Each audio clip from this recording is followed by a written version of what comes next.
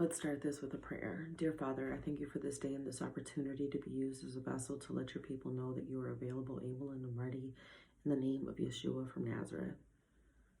So we're going to do this a little different today because I had a problem, right? I use the word nigga all the time. Not going to change it.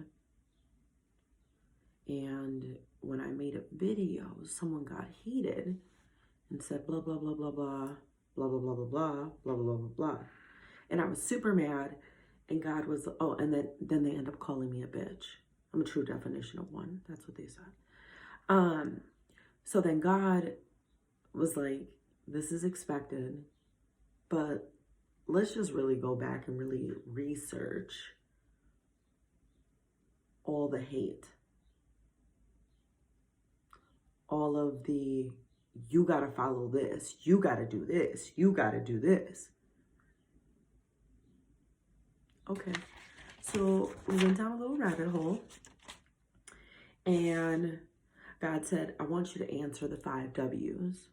Who, what, when, where, why. And he said, and I want you to use the King James Version because that's the version that people are dead set on. You know, because people think that I just am in this book, but I have so many more words than this. They can quote scripture, but they don't know me. Cool. So this is how we're going to do this. Who is God? Right? That's who we're talking about. This is about God, and this is what he said. What did he say? In the King James Version, Genesis 1:26, and God said, let us make man in our image after our likeness. Let them have dominion over the fish of the sea and over the fowl of the air, over the cattle all over the earth, and over every creeping thing that creepeth upon the earth. Where did this happen? Genesis 2:8, and the Lord God planted a garden eastward in Eden, and there he put the man whom he had formed in the middle. That's Iraq. Genesis 1:1, in the beginning, this is when this happened. In the beginning, God created the heaven and the earth. Why? So that my word, I think it's, where is that one? Hold on. Because I know there's some Bible thumpers out here and they get super excited when you don't tell why you, or where you got it from. Isaiah 55:11. And again, King James.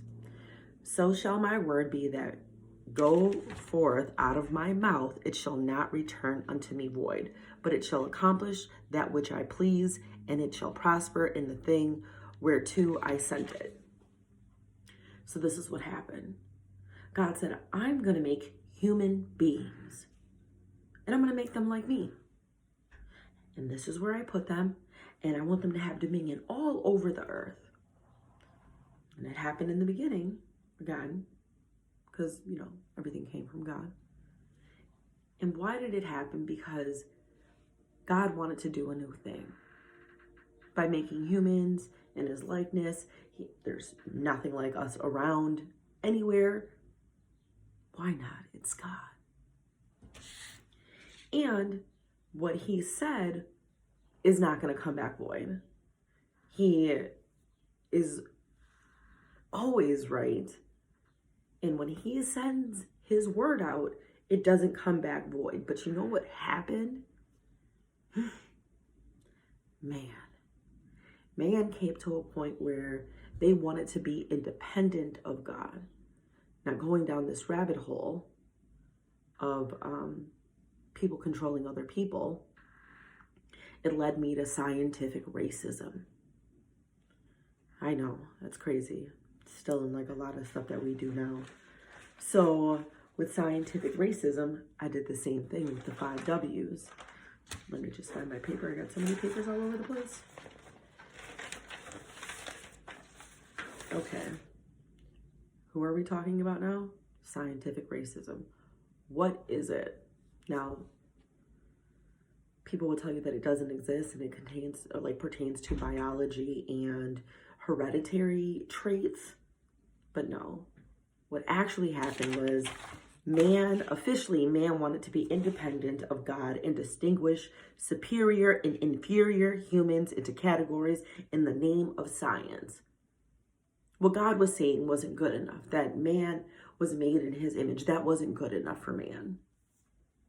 So now you have, and it really starts kind of early, like science started like 300 BC, Mesopotamia, Egypt. Then you get to the Greeks, and then you have Aristotle, who, is like, oh my gosh, I want to understand the anatomy of a fish. And I think that it's funny that where is this? I just see it. So when God said, let us make man in our image and let them have dominion over the fish of the sea. Aristotle got brought in with the fish. Darwin got brought in with animals. Galton got brought in with animals. Sir Francis Galton, but we'll get into him later. And they wanted to know, right? There was two philosophers, an Italian one, Giordano Bruno, and a French philosopher, Jean Bodin, who attempted to arrange known human populations based on color. Do you see how far it went? Because in their minds, and you got to think about these people, they're probably in a place of prominence where they have money to sit here and just do observations and be like, this is what they're thinking. And their schooling wasn't as lengthy or long.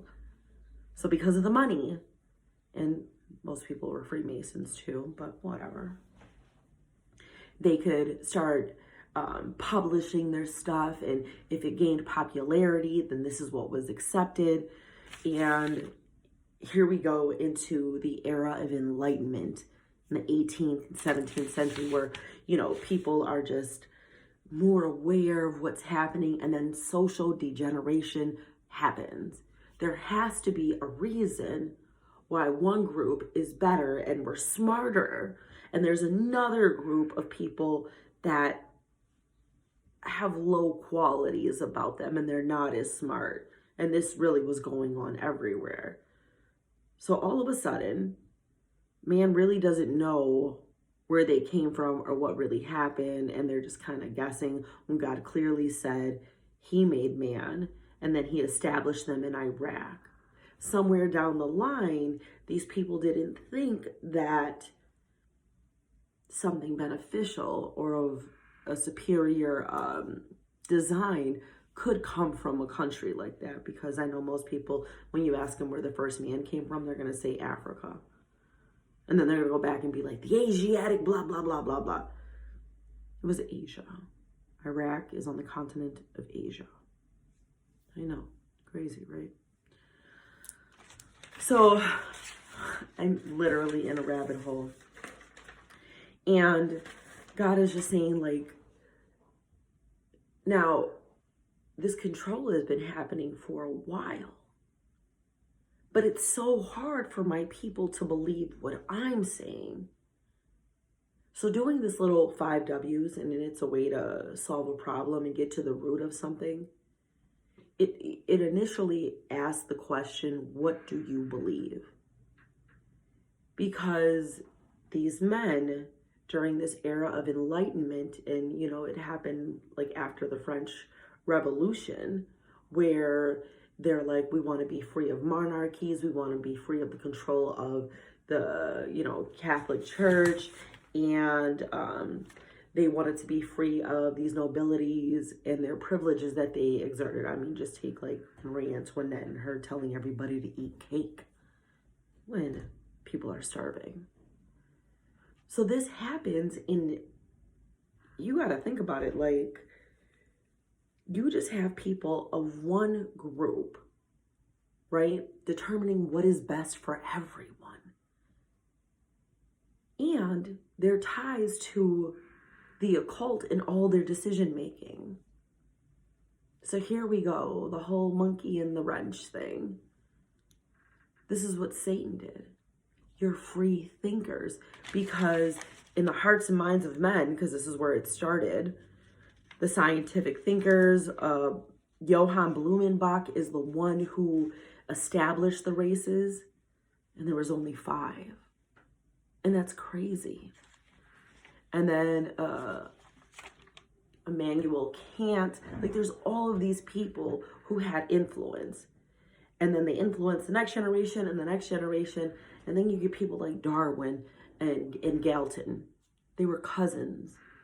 Darwin, if you don't know, went to the Galapagos Islands and wrote a book about the origin of species and how your environment is gonna, and how you adapt to it is gonna help you survive.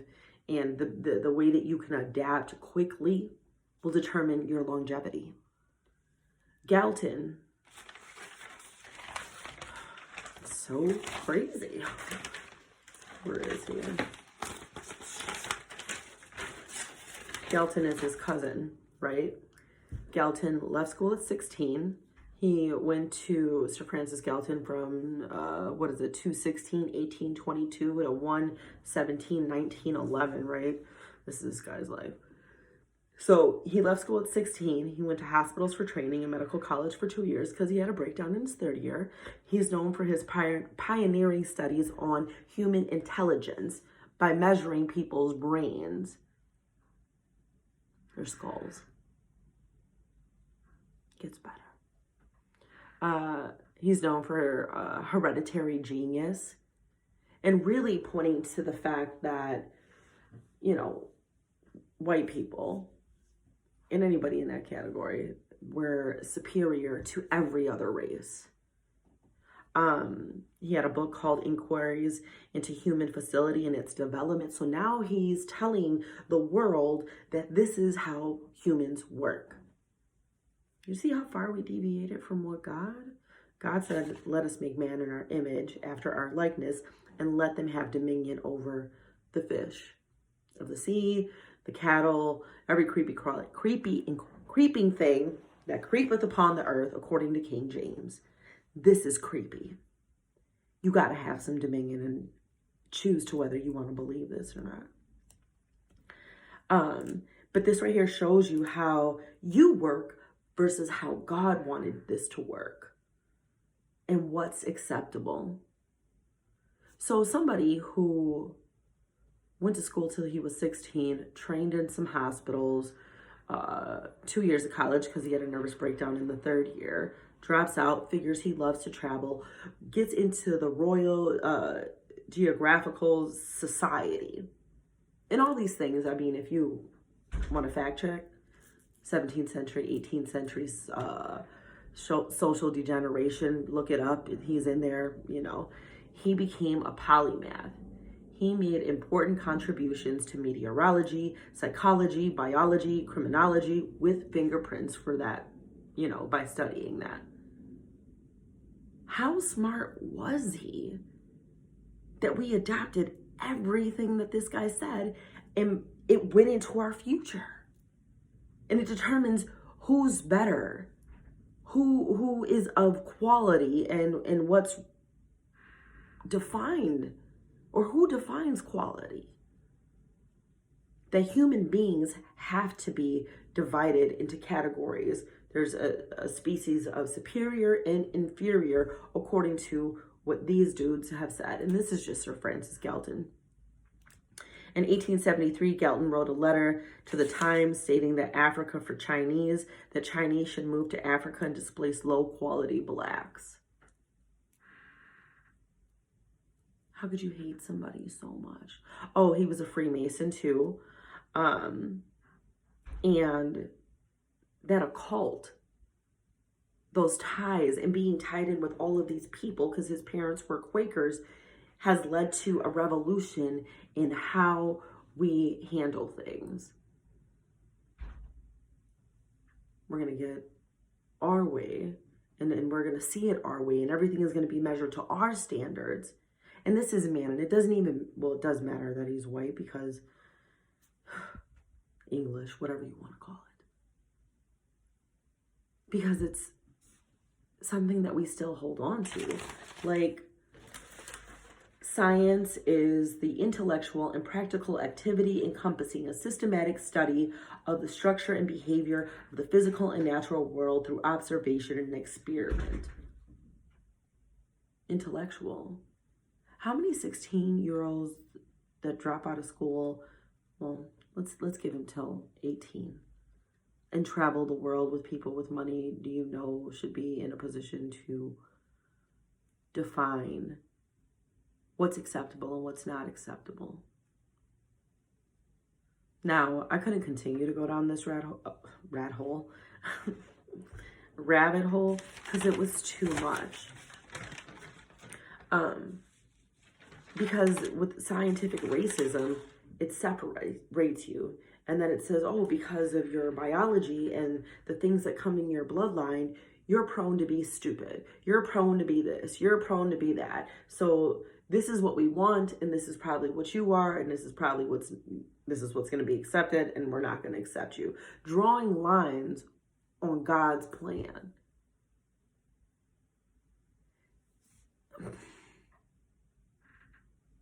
What's easier to believe? So Galton and his work influenced a lot of what we base our whole everything on. So he's a dude that looked at your fingerprints and said they loop, they swirl, they arch, you know what I'm saying? There's 3 types. So where did he learn how to do that? Like what school? In meteorology? Oh, he studied. And we just go on what people say, but we won't go on what God says. We're supposed to give dude his roses, his flowers, for putting us into categories, for being a leader in eugenics, where we make sure that the upper class breed with each other, and we start doing forced sterilization. You know, I'm pretty sure he didn't know it was going to get that far, but it actually did go super far.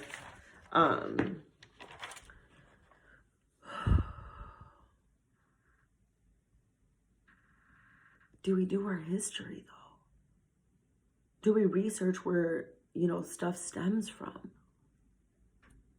Now, I know me saying the word nigga might make some people upset, but that's just who I am. I don't see how it would be any different if I were to sit here and call myself that bitch. And people will get upset. You should watch your mouth. You watch it for me. Because at the end of the day, when I stand before God, I have to give an account for every idle word that has come out of my mouth. Nobody else. So I know what I'm doing. But to see how people aren't mad, like the fact that you would be called black, that should anger you. Or the fact that real life people who never experienced hardship are defining who we should be.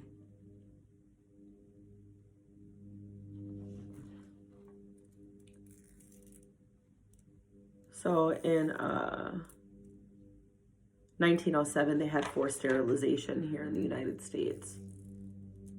You could justify by doing this to already incarcerated individuals and people with different abilities. So based off stuff that one man says, look at how this world works. They had, where is this guy? Forced stairs, 1927, Buck versus Bell for sterilization. And the justice sided with eugenics, and that case has never been overturned. Forced sterilization continued to happen it was banned in a California prison in 2014. So we're really deciding who's good and who's not off of one man. He was a founder, a pioneer for eugenics. You're not good, let's cut you out. Do you not understand that? And God saying he wanted to make us in his image. He told us where he did it in Iraq. And then you have a group of people who have heard this King James stuff before it was King James. You know what I'm saying? Well, no, because it was like 1611 that the King James Bible was published. But they're going off of this, and they're tired of it. They're tired of hearing how God just created one race, because when he separated people, and that's the human race, when he separated people at the Tower of Babel, he didn't change their skin color. He changed their language. He changed how they talked, so they couldn't understand each other.